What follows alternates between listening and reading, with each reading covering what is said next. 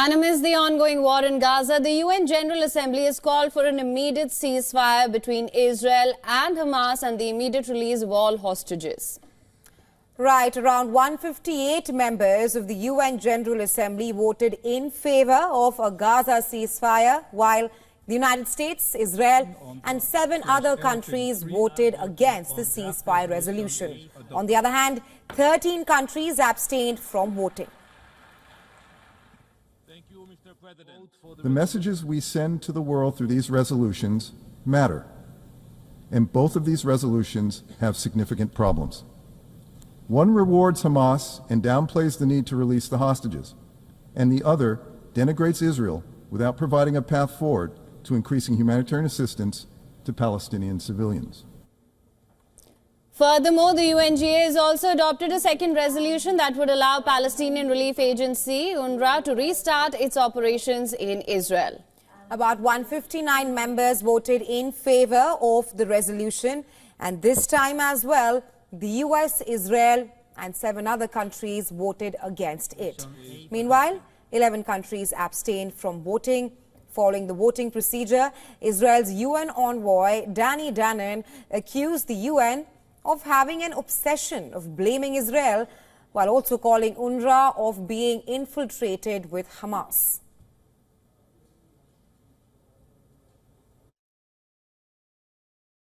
By voting for these resolutions, you are not voting to protect humanitarian values, but to protect an organization that has become a haven for terror.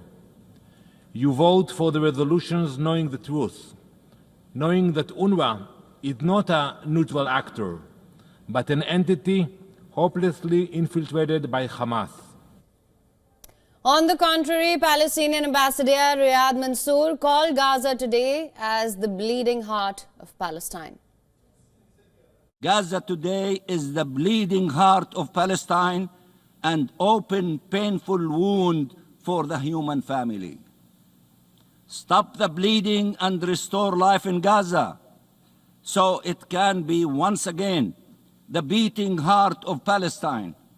Stop the bleeding so we can restore credibility to our international system, so we can ensure it for future generations, so our people can live, so our region can thrive, so that international peace and security can be preserved.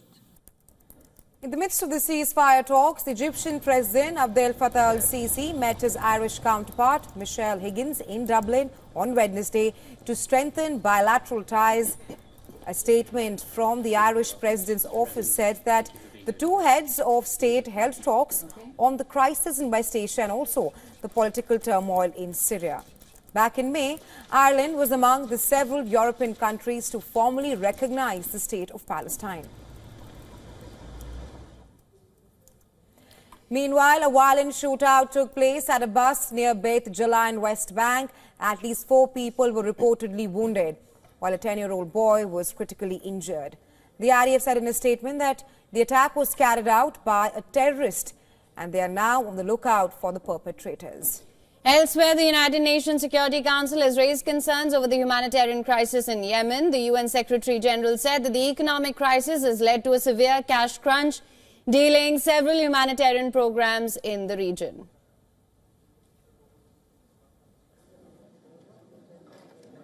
Yemen has remained under the shadow of internal conflict, while facing new liquidity crisis has prevented people from accessing banking deposits, further straining fragile business operations and delaying major humanitarian programs. A cholera outbreak has spread across the country, affecting more than 200,000 people. Meanwhile, Yemen's UN envoy Hans Grindenberg said that multiple attacks on ships in the Red Sea have quelled any mediation efforts moving forward. We continue to witness insecurity in the Red Sea through the actions of Ansar Allah as well as attacks on Israel. The airstrikes of the United States and the United Kingdom in response have continued. These developments, which have persisted over the course of the year, have shrunk the space for my mediation efforts.